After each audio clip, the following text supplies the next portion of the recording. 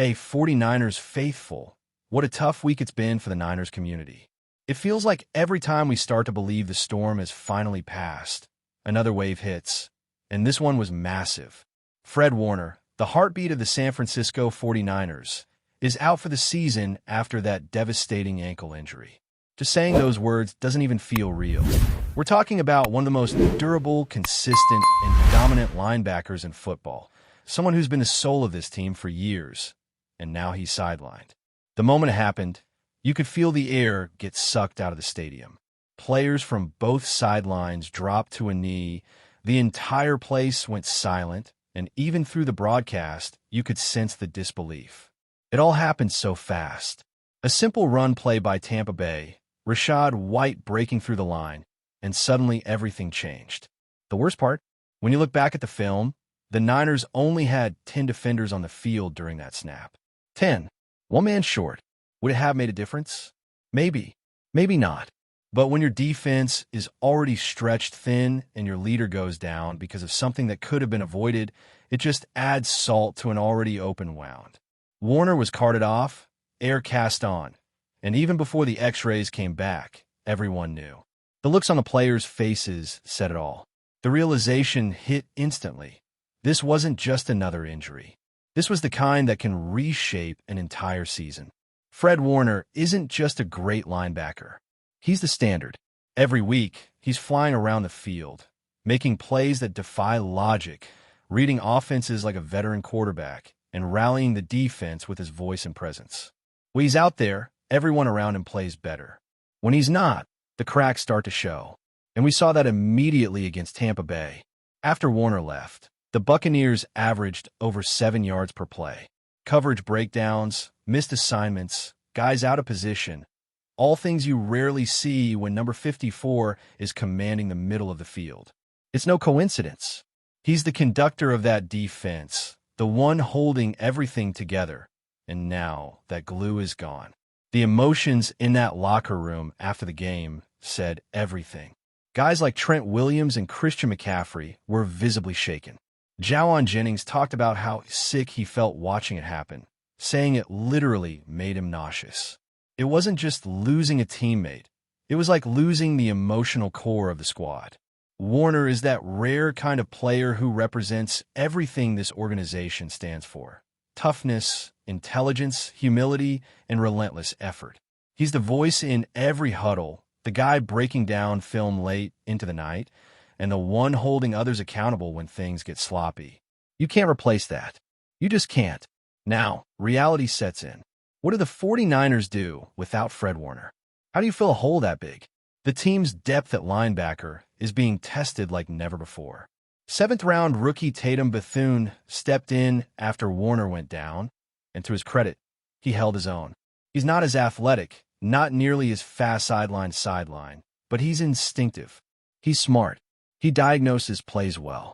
That said, comparing anyone to Fred Warner is unfair. Few players in this league, or any league, can do what he does. Bethune can help steady the ship, but the defensive identity of this team will have to evolve without its leader. Nick Martin, the young linebacker out of Oklahoma State, might also see more action now.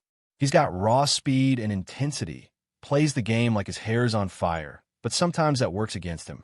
He'll over-pursue, get caught out of position, and miss tackles because he's so aggressive.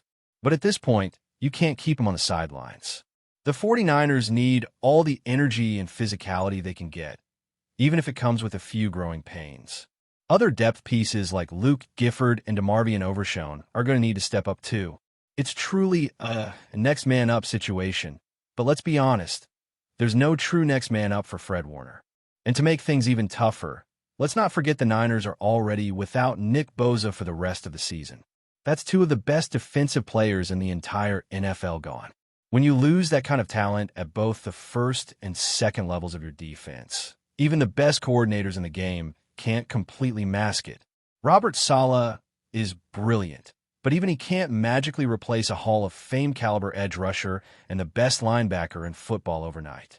The ripple effect across this defense will be massive. Opposing offenses know it too.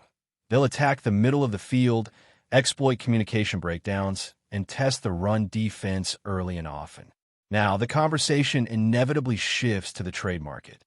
The deadline is looming, and General Manager John Lynch is going to have some tough decisions to make. Losing both Bosa and Warner changes everything. Before this, maybe the Niners were looking to add a rotational pass rusher or a bit of depth in the secondary. Now, they might have to swing big. Someone like Demario Davis from the Saints could make a lot of sense. He's a veteran, a leader, still playing at a high level even at 36, and New Orleans might be looking to move some pieces with their season slipping away. Davis would bring instant credibility and stability to that linebacker room. He's not Warner, but his instincts and leadership could help soften the blow. And while they're on the phone with New Orleans, why not check in about Carl Granderson too? The guy's been one of the most productive pass rushers in the league this year, already stacking up sacks and pressures. The Niners desperately need someone who can get after the quarterback consistently. Bringing in both Davis and Granderson in a single deal would be the kind of bold move that could jolt this team back to life. It wouldn't come cheap, but this is a Super Bowl caliber roster when healthy. You can't let a couple of devastating injuries derail everything if there's still a path forward. Still, it's hard not to feel that sinking feeling in your stomach. The Niners were off to such a strong start this season, sitting at 4 wins and 2 losses, playing inspired football and showing flashes of that championship DNA. Losing Warner and Bosa feels like watching the foundation crack right when the house was starting to shine. Fans are hurting. The players are hurting. And yet, there's still football to be played. 11 games left in the regular season, plenty of time to fight, adjust, and prove everyone wrong. But the margin for error just got razor thin. Sunday's loss to Tampa Bay wasn't a disaster by any means. The Buccaneers are a legit team. Baker Mayfield is playing like an MVP candidate. Todd Bowles has that defense humming, and even with injuries to their receivers, they're one of the most complete squads in the NFC. What's frustrating is that despite everything, the injuries, the emotional gut punch, the sloppy mistakes, the Niners still had chances to win. They just couldn't capitalize. It's those missed opportunities that sting the most because they remind you of what this team could have been if health had stayed on their side. And let's be real, the offensive line continues to be a major concern. It's almost criminal how inconsistent that unit has been. Trent Williams, even at this stage in his career, is still solid. But the interior of the line? A mess. Jake Brendel, Dominic Pooney, and Connor Colby are struggling to keep pressure off the quarterback. It's affecting everything. Mac Jones spent more time on the ground than in the pocket, getting sacked 6 times and hit 10 more. Yet somehow, he still managed to throw for over 300 yards and keep the team within striking distance. That's pure grit. But you can't sustain that kind of punishment week after week. The loss to Tampa Bay might not define the season, but the loss of Fred Warner very well could. Because when you take away the emotional engine of a football team, everything changes: the swagger, the confidence, the rhythm. And now it's up to the rest of the locker room to find a way to respond. To rediscover that edge, that fire, that belief that even when the odds are stacked against them, they're still the San Francisco 49ers. You could feel it the moment Fred Warner left the field. The 49ers weren't just missing a player, they were missing their compass. Every defense has a guy who sets the tone, and for San Francisco, that guy has always been Warner. He's the one who recognizes formations before the ball is even snapped, who directs traffic, who calls out adjustments and makes sure everyone is lined up correctly. Without him, it was chaos. You could see it against Tampa Bay. Wide open receivers, missed assignments, a defense that suddenly looked unsure of itself. Plays that Warner would have blown up in the backfield turned into explosive gains. The Buccaneers' offense went from steady to unstoppable in a matter of minutes. And you can't help but think how different that game might have looked if number 54 had been out there. That's why the locker room reaction was so heavy. You had veterans like Trent Williams and Christian McCaffrey talking about how gutting it felt, and younger guys sitting in silence, processing what had just happened. It was more than just a loss. It was the emotional punch that reminded everyone how cruel football can be. One week, you're riding high after a big win, and the next, your season's heartbeat is ripped away. It's the kind of moment that tests a team's spirit. Do you fold under the weight of bad luck, or do you find a way to rally, even when it feels impossible? The next few weeks will answer that question. Because even though Warner and Boza are out, the season isn't. The Niners are still sitting at 4 wins and 2 losses, still in the mix at the top of their division, still very much alive in the NFC playoff race. 11 games is a long stretch of football. Teams have come back from worse. The challenge is psychological now. How do you replace that fire and keep believing when your 2 best defensive players are gone? Kyle Shanahan's leadership will be tested like never before. His schemes, his locker room presence, his ability to motivate, it all has to rise another level. There's also a sense of urgency now in the front office. The trade deadline is approaching fast, and if the 49ers truly believe this roster can still compete, they'll have to act decisively. Names like Demario Davis keep popping up for a reason. The veteran linebacker checks every box: experience, leadership, toughness, production. Even at 36, he's playing at a top-tier level. He's not just good against the run. He's also solid in coverage, which is exactly what San Francisco needs to stabilize that second level.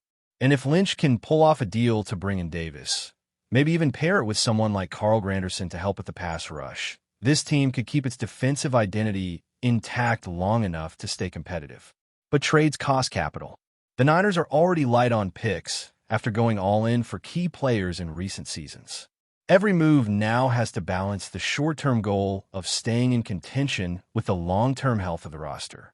The organization wants to keep building through the draft, but when the core of your team is built to win now, with guys like Deebo Samuel, McCaffrey, and Trent Williams, sometimes you have to push your chips in.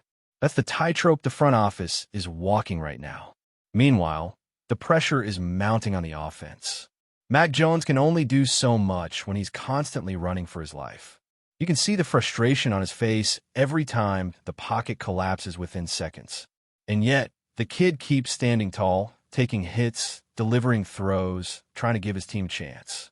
That's what's made him so impressive despite the chaos around him. Still, there's no sugarcoating it. This offensive line needs serious work. The interior has been a weak point all year, and defenses have noticed. They're attacking it relentlessly, sending pressure right up the middle because they know it's a guaranteed way to disrupt the flow. It's hard to establish the run when your backs are getting hit in the backfield, and it's even harder to protect your quarterback when communication breaks down on every stunt. And that lack of balance on offense is starting to show. Without an effective run game, everything falls on Jones' shoulders. Defenses don't have to respect the play action. They can sit on routes, and suddenly the explosive plays that used to define this team are gone. You can feel it in the rhythm of their drives. Too many second and longs, too many third and eights. Shanahan's playbook is built on precision and timing. But when your line is struggling and your defense is no longer bailing you out, that system starts to wobble. But before we dive in, don't forget to subscribe to 49ers Zone and hit the like button on this video. Your support helps us keep bringing you the latest updates on the San Francisco 49ers. And don't forget to share your thoughts on the news in the comments below. In a move that has sent shockwaves through the NFL, the San Francisco 49ers are reportedly preparing a jaw-dropping offer for superstar quarterback Patrick Mahomes. Sources close to the situation claim that the organization is willing to go to unprecedented lengths to lure the Kansas City Chiefs star to the West Coast, a maneuver that, if true, could reshape the league's landscape entirely. The rumor, which has spread like wildfire across social media and sports talk shows, has fans and analysts alike questioning everything they thought they knew about off-season strategies and team loyalty in the NFL. While details remain sketchy, insiders suggest the 49ers' proposal could involve a combination of multiple first-round draft picks, top-tier talent, and an eye-popping salary package designed to entice Mahomes into considering one of the boldest moves in recent NFL history. The very idea of a quarterback of his caliber leaving the Chiefs, who have been the centerpiece of the league for years, is enough to leave fans stunned and sports executives scrambling for answers. The buzz around the NFL community is palpable. On one hand, the Chiefs appear unlikely to part ways with their franchise quarterback, a player who has become synonymous with their recent success and a Super Bowl title. On the other, the 49ers have been aggressively positioning themselves as contenders, and acquiring Mahomes could instantly vault them into championship territory, igniting a frenzy in the NFC and changing the balance of power across the league. Of course, nothing has been officially confirmed, but the mere whisper of such a transaction has already sparked heated debates online and in sports bars nationwide. Could Patrick Mahomes truly be tempted by a change of scenery, or is this just another dramatic off-season rumor designed to keep fans glued to their screens? The NFL world waits with bated breath, as even the most seasoned analysts admit that if this deal were to materialize, it would go down as one of the most sensational shocks in sports history. That's it for this update. If you enjoyed the video and want to keep receiving exclusive news about the San Francisco 49ers, make sure to subscribe to 49ers Zone and give this video a like. We always look forward to hearing your comments and opinions. See you in the next video.